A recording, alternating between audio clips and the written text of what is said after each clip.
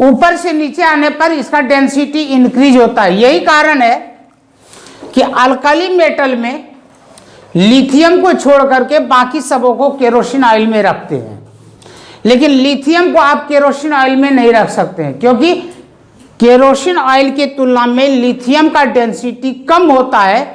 इसलिए जैसे ही आप केरोसिन ऑयल में रखते हैं कि ये ऊपर आ जाता है। बिल्कुल सही, वैक्स में रखते हैं।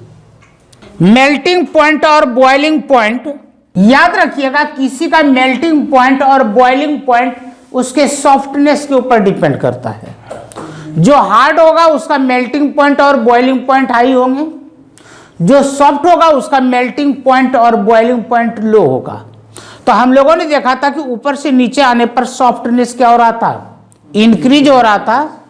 तो इसका मतलब कि ये जितना सॉफ्ट होगा बॉइलिंग पॉइंट उतना कम होगा।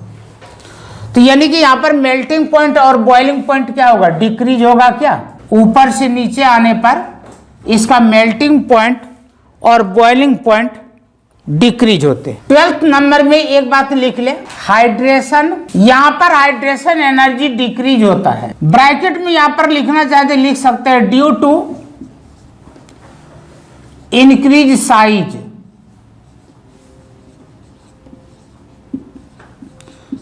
मैंने कहा था कि जिसका साइज जितना छोटा होगा हाइड्रेशन एनर्जी उतना ज्यादा होता है। यदि साइज इंक्रीज हो रहा है तो हाइड्रेशन एनर्जी यहां पर क्या हो जाएगा, डिक्रीज हो जाएगा। तो यहां पर लिथियम, सोडियम, पोटाशियम, रुबिडियम और सीजियम, एक्चुअली यहां पर जो लिथियम का कलर होता है क्रिम्सन रेड होता है। 1 नंबर में ये सब पूछा जा सकता है, क्रिम्सन रेड होता है। सोडियम यहां पर गोल्डन येलो होता है।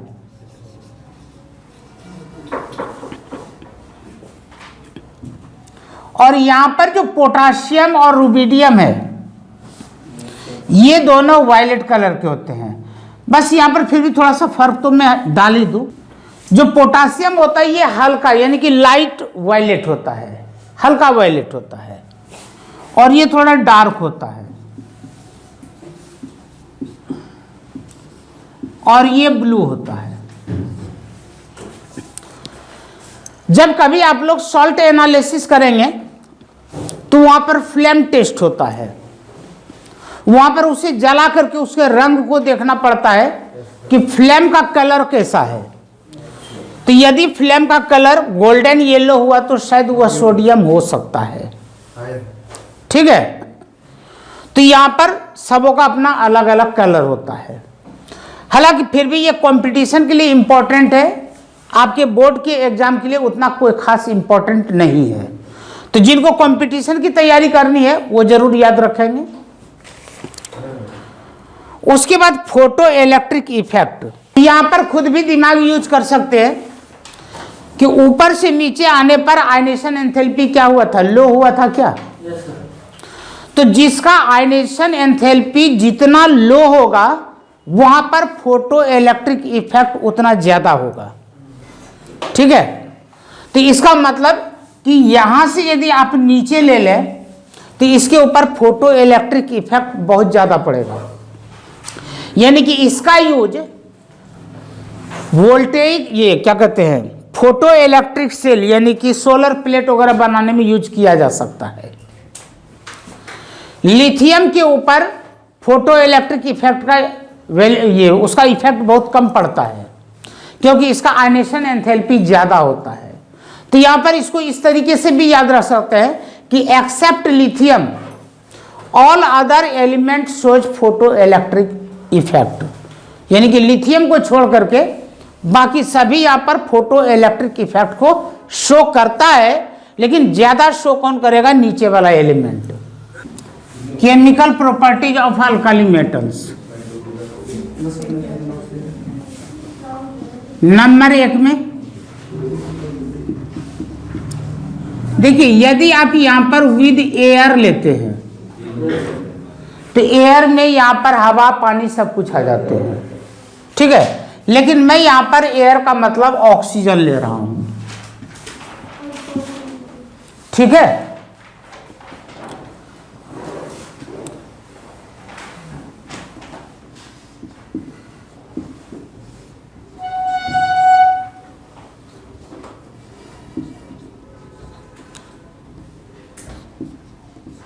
और ये रिएक्शन आपको कंप्लीट करना है, क्योंकि कल हम लोगों ने इसके बारे में कुछ पढ़ लिया था।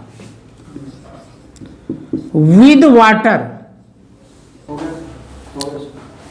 अब ये बताइए कि मैंने ये कहा था कि जो अल्काली मेटल्स होते हैं, ये जो अल्काली मेटल्स होते हैं, ये जब ऑक्सीजन के साथ रिएक्ट करता है, जब यह ऑक्सीजन के साथ रिएक्ट करता है तो यह नॉर्मल ऑक्साइड बना सकता है, पेरोक्साइड बना सकता है, सुपर ऑक्साइड बना सकता है। तो लिथियम क्या बनाएगा? Simple oxide. सोडियम सिंपल और पोटासियम, ये इसके नीचे तीनों बना सकते हैं, ये याद है। तो यानी कि यहां पर आपने लिखा Li2O, यहां पर आपने लिखा है Na2O2 और यहां पर आपने लिखा KO2। ये मैंने यहां पर लिखा है नॉर्मल ऑक्साइड, ये मैंने लिखा है पेरोक्साइड, और यहां पर मैंने ये लिखा है सुपर ऑक्साइड, ठीक है। यानी कि यह पोटासियम सुपर ऑक्साइड है, ये सोडियम पेरोक्साइड है, और ये सिर्फ लिथियम के नॉर्मल ऑक्साइड है। एक बात यहां पर और याद रखिएगा, जिस समय मैं आप लोगों को रिडॉक्स रिएक्शन पढ़ा रहा था, उस समय भी मैंने इन तीनों के बारे में अंतर बताया था। दरवाजा बंद कर दीजिए, सब डिस्टर्ब हो।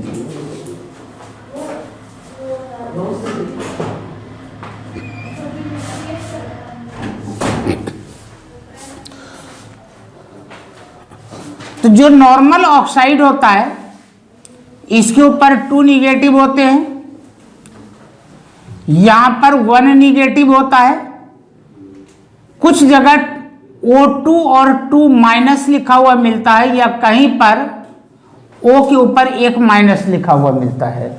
इसको दोनों तरीके से लिखा जाता है। और यहां पर O2 के ऊपर आप 1 माइनस लिखते हैं, या फिर O के ऊपर -1/2 भी लिख सकते हैं।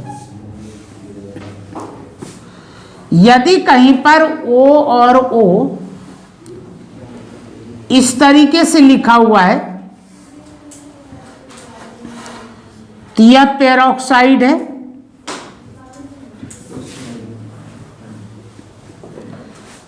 कहीं पर O, यहां पर भी O,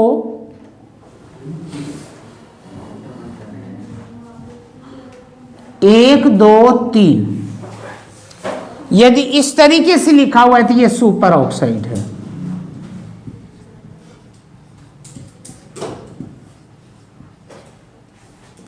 ठीक है। जो नॉर्मल ऑक्साइड है और ये जो पेरोक्साइड है, नॉर्मल ऑक्साइड और पेरोक्साइड, इसका जो मैग्नेटिक नेचर होता है ये होता है डायमैग्नेटिक।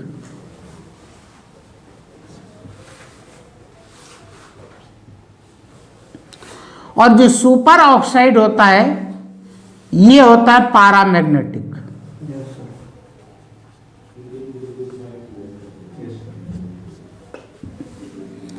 कल को यदि भूल जाए तो कैसे याद रहेगा कि यहां पर ओड इलेक्ट्रॉन्स हैं क्या, और जब ओड इलेक्ट्रॉन्स होते हैं तो क्या होता है, पैरामैग्नेटिक होता है। और यहां पर आप क्या देख रहे हैं, सब के सब पेयर्ड हैं, एक भी अनपेयर्ड नहीं है। तो यदि सब के सब पेयर्ड हैं तो डायमैग्नेटिक, और एक भी अनपेयर्ड है तो पैरामैग्नेटिक। आज का लेक्चर थोड़ा कंपटीशन टाइप का है, इसलिए आपको कोई लॉस नहीं होने जा रहा है।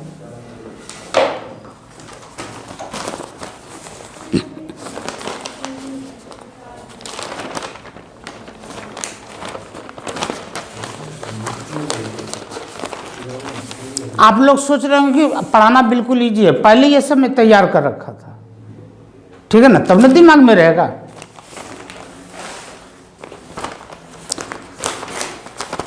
अब यहां पर आगे बात करते हैं। ये तो मैंने रिएक्शन विद ऑक्सीजन बताया। अब यदि आप वाटर के साथ रिएक्ट कराते हैं तो क्या होता है? नॉर्मली यहां पर हाइड्रोक्साइड बनाता है,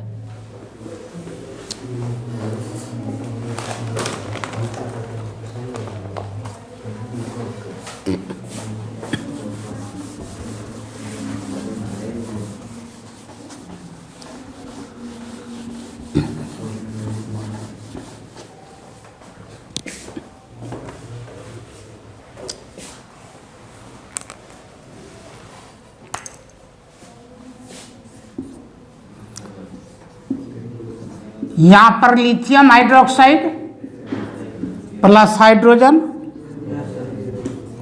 और यहां पर sodium hydroxide plus hydrogen, balance कर लीजिएगा, ठीक है। मैंने यहां पर बैलेंस नहीं किया है, आप इसे बैलेंस करेंगे। अब यदि एसिड के साथ आप रिएक्ट कराते हैं, दुनिया का कोई भी एसिड हो, आपको सिर्फ यहां पर यही याद रखना है कि मेटल क्या करता है, एसिड में से हाइड्रोजन को रिमूव करता है।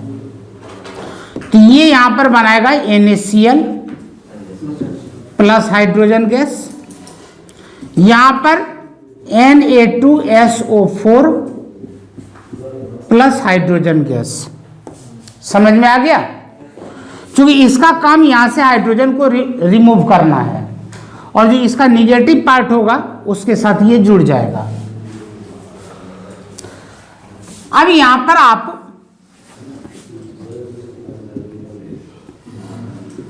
आप यहां पर हाइड्रोजन भी ले सकते हैं कि यदि हाइड्रोजन के साथ यह रिएक्ट करता है तो क्या करता है। तो हाइड्रोजन के साथ रिएक्ट करके यह मेटल हाइड्राइड बनाता है। मान लीजिए कि आपके पास यहां पर Na है, यहां पर H2 है, तो यह क्या बनाएगा, NaH बनाता है, मेटल हाइड्राइड बनाता है। उसी तरीके से लिथियम हाइड्राइड बना लेगा। तो ये इसके कुछ केमिकल प्रॉपर्टीज हैं। इसमें आपको जो सबसे ज़्यादा अच्छे तरीके से याद रखना है, इसके कुछ इंपॉर्टेंट कंपाउंड्स, जो कि फर्स्ट लेक्चर में मैंने आप लोगों को इसके इंपॉर्टेंट कंपाउंड्स के नाम भी लिखवा दिए थे। तो अब हम लोग शुरू करते हैं अल्काली मेटल्स के कुछ इंपॉर्टेंट कंपाउंड्स। सबसे पहले हम लोग यहां पर शुरू करेंगे सोडियम कार्बोनेट, यानी कि वॉशिंग सोडा जिसको कहते हैं। इसका वास्तव में नाम होता है सोडियम कार्बोनेट डेकाहाइड्रेट। नंबर 1 में Na2CO3.10H2O, इसी को वॉशिंग सोडा कहा जाता है। तो यहां पर लिख सकते हैं इट इज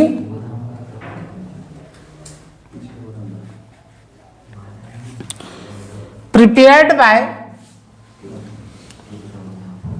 ये आपने 10th में भी पढ़ा होगा, सॉल्वे प्रोसेस। यहां पर मैं प्रोसेस लिख रहा हूं, नोट कर ले। नंबर 1 में अमोनिएशन टावर, अमोनिएशन टावर। यहां पर हमें लिखना है 30% solution of 30% aqueous solution of NaCl, और ब्रैकेट में क्या लिखेंगे, Bryan,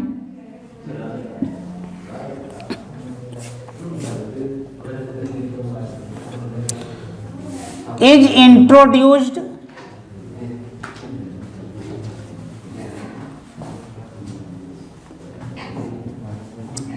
from top of the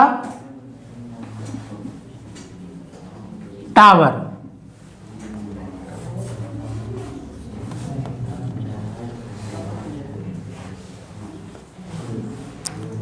Brine gets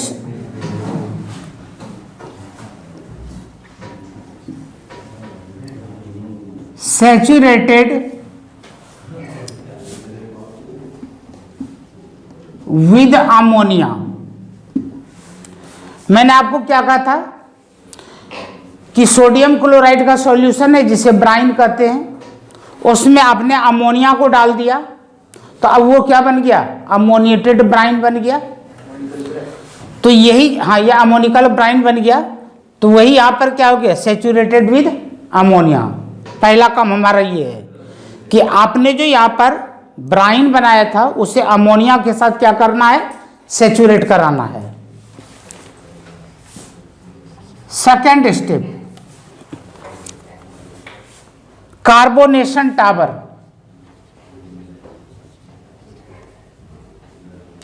carbonation tower, इस कार्बोनेशन टावर में अब यहां पर रिएक्शन लिखेंगे, carbon dioxide, water plus ammonia. याद कीजिए मैंने कहा था कि पहले, यानी कि जो वहां पर प्रोडक्ट बनता है अमोनियम बाइकार्बोनेट, उसके साथ बाद में NaCl रिएक्ट करता है। तो पहले यहां पर क्या बनेगा, अमोनियम बाइकार्बोनेट बनेंगे। तो अमोनियम बाइकार्बोनेट बनने के लिए अमोनिया चाहिए, वाटर चाहिए, कार्बन डाइऑक्साइड चाहिए, तभी तो इसका नाम है कार्बोनेशन टावर। तो हमें मिलेगा यहां पर NH4 HCO3, क्योंकि HCO3 जहां पर लगा हुआ हो वो बाइकार्बोनेट कहलाता है, और ये क्या है, NH4 है, तो इसका नाम हो गया अमोनियम बाइकार्बोनेट। अब नेक्स्ट स्टेप में क्या होगा कि यहां पर जो हमारे पास ब्राइन है NaCl, NH4 और HCO3 के साथ रिएक्शन होगा। तो एक्चुअली यहां पर क्या होगा कि NH4 और Cl एक्वस, यानी कि ये लिक्विड के रूप में मिलेगा, और यहां से सोडियम और यहां से बाइकार्बोनेट आयन, यह बनाएगा NaHCO3, यह प्रेसिपिटेट के रूप में मिलता है, और यहां पर NH4Cl। हालांकि ये दोनों एक ही कंटेनर में भी है, तो अब जरूरी क्या है कि इन दोनों को अलग करना। यह अलग बात है कि यह प्रेसिपिटेट के रूप में है और यह सॉल्यूशन के रूप में है, एक्वा सॉल्यूशन के रूप में है। अब मान लीजिए कि दूध होता है और उसमें नींबू डाल देते हैं तो पनीर बन जाता है। तो उस बर्तन के अंदर पनीर भी है और फटने के बाद जो पानी जैसा है वो भी है, तो उसको हमें अलग करना होता है, फिल्ट्रेशन करते हैं, सेपरेशन करते हैं। तो तीसरा स्टेप का क्या नाम हो जाएगा, सेपरेशन हो जाएगा क्या। पहले स्टेप का क्या नाम हुआ, अमोनिएशन, दूसरे का नाम हो गया कार्बोनेशन, और तीसरे का नाम हो जाएगा सेपरेशन। ठीक है, तो तीसरा स्टेप हम लोग लिखेंगे, यहां तक नोट कर लिए। यह फिल्ट्रेशन भी कह सकते हैं, फिल्ट्रेशन। तो यहां पर सिंपली लिखते हैं पीपीटी ऑफ NaHCO3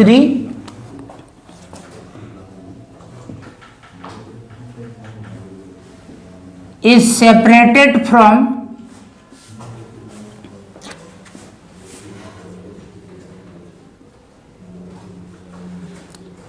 सॉल्यूशन, यानी कि ये जो सॉल्यूशन है इस सॉल्यूशन से इसको सेपरेट किया जाता है। उसके बाद हम लोग यहां पर लिखते हैं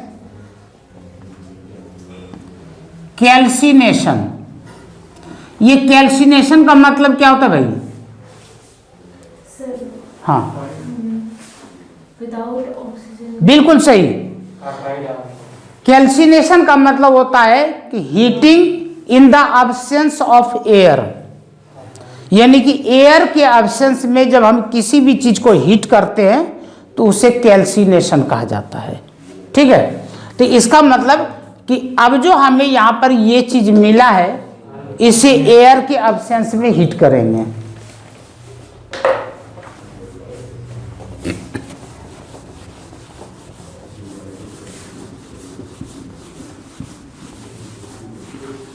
अब या तो किरण मेहनत करने लगी है या तो पढ़ाई समझ में आने लगी है, पहले शुरू शुरू नहीं बोल पाती थी। अब यहां पर देखिए NaHCO3, इसे आपने हीट किया in the absence of air, क्या होगा? आपको मिलता है यहां पर Na2CO3 plus H2O plus CO2। तो अब ये आपको सॉलिड के रूप में मिल जाएगा और ये दोनों आउट हो जाते हैं। कार्बन डाइऑक्साइड गैस है, वाटर हीट कर रहे हो, वाटर वेपर के रूप में बाहर निकल जाएगा।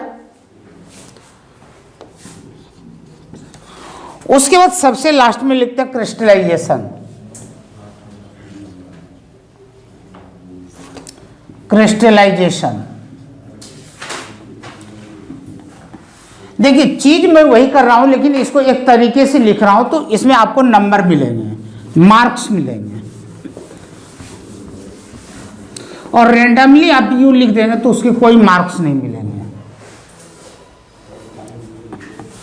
अब क्रिस्टलाइजेशन में क्या होता है कि यहां पर Na2CO3 प्लस 10H2O और आपको यहां पर मिलता है Na2CO3.10H2O। तो यही आपका हो गया वॉशिंग सोडा। और जब तक इसके अंदर वाटर नहीं था तो इसे कहा जाता था सोडा ऐश। ठीक है, नोट कर लीजिए।